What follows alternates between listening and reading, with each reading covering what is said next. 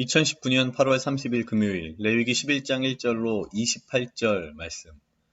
여호와께서 모세와 아론에게 말씀하여 이르시되 이스라엘 자손에게 말하여 이르라. 육지의 모든 짐승 중 너희가 먹을 만한 생물은 이러하니 모든 짐승 중 굽이 갈라져 쪽발이 되고 새김질하는 것은 너희가 먹되 새김질하는 것이나 굽이 갈라진 짐승 중에서도 너희가 먹지 못할 것은 이러하니 낙타는 새김질은 하되 굽이 갈라져 있지 아니하므로 너희에게 부정하고 사반도 새김질은 하되 굽이 갈라지지 아니하였으므로 너희에게 부정하고 토끼도 새김질은 하되 굽이 갈라지지 아니하였으므로 너희에게 부정하고 돼지는 굽이 갈라져 쪽발이로 돼 새김질을 못함으로 너희에게 부정하니 너희는 이러한 고기를 먹지 말고 그 주검도 만지지 말라.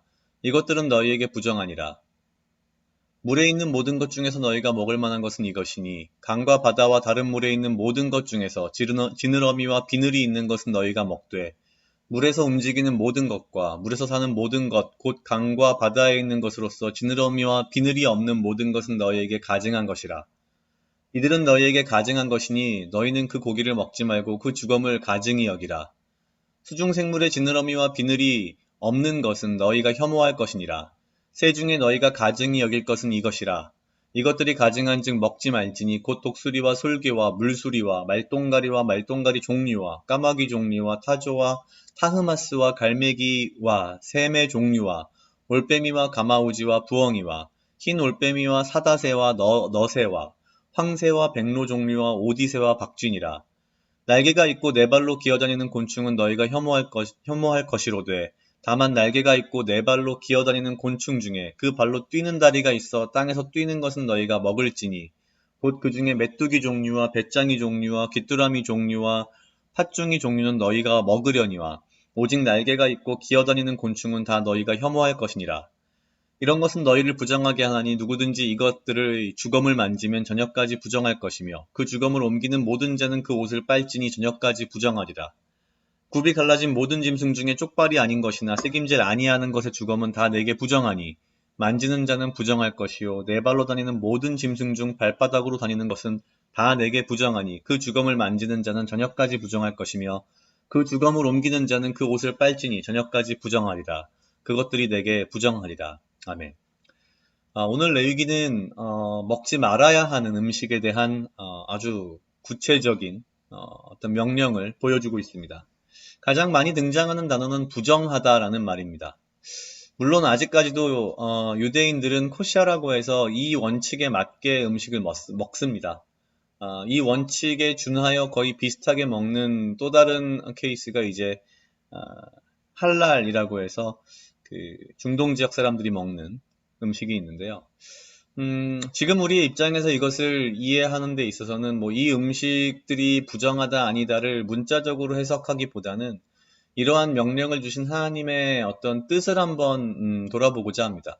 제 생각에는 당시 이 광야를 약 40년간 이렇게 헤매고 다닐 이 이스라엘 민족들에게 먹는 것이 아마 가장 큰 문제였을 겁니다. 물론 만나를 주셨고 메추리를 주셨지만 결국 사람이라는 게 이 먹는 거에 대한 욕심이 사실은 없을 수 없고 끊임이 없기 때문에 무언가 먹을 수 있는 것이라면 먹으려 했을 것입니다.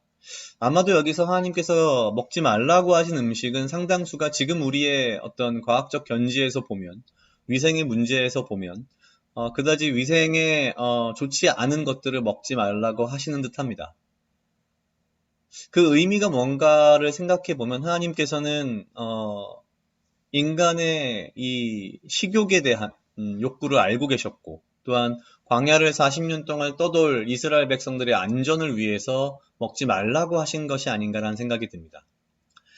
참 인간은 청개구리 같은 게 저도 생각해 보면은 어릴 적에 불량식품은 사 먹지 말라라는 부모님의 말씀에도 불구하고 참 그 불량식품의 유혹이 컸던 것 같습니다. 지금도 사실 어른이 되어서도 먹어서 좋지 않은 것, 내가 해서 좋지 않은 여러 가지가 분명 있음에도 불구하고 알고 있음에도 그것에 대한 유혹을 참지 못하는 제 모습을 봅니다. 여기서 부정하다는 것은 결국 하나님께서 우리의 안전과 우리의 안녕 그리고 우리의 이 어떤 삶을 위해서 먼저 은혜로서 명령을 주신 것이 아닌가라는 생각을 합니다. 그런 면에서 본다면 여기에 있는 먹지 말라는 음식들에 대한 문자적인 해석을 오늘날까지 우리가 지키기보다는 사실은 그것은 옳지도 않고요. 또 예수님의 보혈의 피로 우리는 이제 율법이 필요 없기 때문에 분명히 필요치 않은데 그 근본에 있는 하나님의 뜻, 은혜, 그것은 우리가 우리의 어떤 욕심, 욕구를 참지 못하고 우리의 몸을 해치는 것을 하지 말라는 하나님의 말씀이신 것 같습니다. 그런 면에서 저도 제 삶을 좀 돌아보면서 보다 좋지 않은 것들은 좀 멀리 해야겠다는 그런 반성과 다짐을 좀 했습니다. 각자 약 2분 정도 묵상하시겠습니다.